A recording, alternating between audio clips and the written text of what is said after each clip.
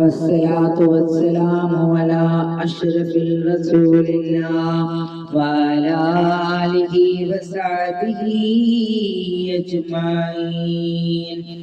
ഏറെ ബഹുമാനപ്പെട്ട ഉമ്മമാരെ, സഹോദരങ്ങളെ, എന്നെ കേൾക്കുന്ന എല്ലാവർക്കും അസ്സലാമു അലൈക്കും വറഹ്മത്തുള്ളാഹി തആല വബറകാതുഹു. അല്ലാഹുവേ അല്ലാഹുവേ, പ്രാർത്ഥനകൾ കൊണ്ട് മടുക്കാത്ത തമ്പുരാനെ, സൃഷ്ടിയുടെ വേദനയേറ്റെടുക്കുന്ന തമ്പുരാനെ, ആരുടെ കേറോഫിലാണ് ഈ ദുആ? നാളെ ഖിയാമത്ത് നാളിൽ അല്ലാഹുവിന്റെ അർശിന്റെ വലത് ഭാഗത്തൊരു കസേരയിടും. അല്ലാഹുവിന്റെ അർശിന്റെ വലത് ഭാഗത്തൊരു ഇരിപ്പിടമുണ്ടാകും. അതിൽ ഞാൻ ഉപവിഷ്ടനാകുമെന്ന് പരിശുദ്ധ റസൂൽ സല്ലല്ലാഹു അലൈഹി വസല്ലം സഹീഹായ ഹദീസാണ്. ആ മഹത്വത്തിന്റെ മുന്നിലെല്ലാം അർപ്പിക്കേണ്ടതാണ്.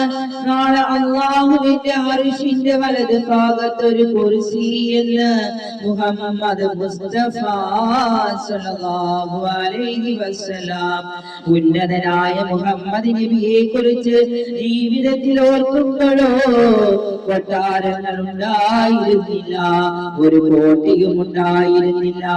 അങ്ങയുടെ ഇരിപ്പിടം, അങ്ങയുടെ കിടപ്പറയിൽ പായ പരുപരത്തെ ഈത്തപ്പനോല തന്നല്ലയോ മുസ്തഫ സല്ലല്ലാഹു അലൈഹി വസല്ലം. അങ്ങയുടെ ശരീരത്തിൽ ഈത്തപ്പനോലയുടെ പാട് പതിഞ്ഞില്ലയോ മുസ്തഫ സല്ലല്ലാഹു അലൈഹി വസല്ലം. സൂര്യനിലും ചന്ദ്രനിലും തിളങ്ങുന്നത് അങ്ങയുടെ പ്രകാശമല്ലേ? കടലിലും കടലിലും അങ്ങ് സൃഷ്ടിച്ച പ്രകാശം. അങ്ങയുടെ പ്രവാചകത്വം അവസാനിച്ചു. അങ്ങയെ പോലെ മറ്റാരുമില്ല. അങ്ങയെ പ്രശംസിക്കാനും പ്രകീർത്തിക്കാനും ആരെ കൊണ്ട് കഴിയും നബിയേ? സല്ലു അലൈഹി വാലിഹി, സല്ലു അലൈഹി വാലിഹി. അങ്ങയുടെ ലാളിത്യമാണ് അങ്ങയുടെ പൂർണ്ണത നബിയേ സല്ലല്ലാഹു അലാ മുഹമ്മദ് സല്ലല്ലാഹു അലൈഹി വസല്ലം. അങ്ങയുടെ കാരുണ്യമാണ് അങ്ങയുടെ പൂർണ്ണത നബിയേ സല്ലല്ലാഹു അലാ മുഹമ്മദ് സല്ലല്ലാഹു അലൈഹി വസല്ലം.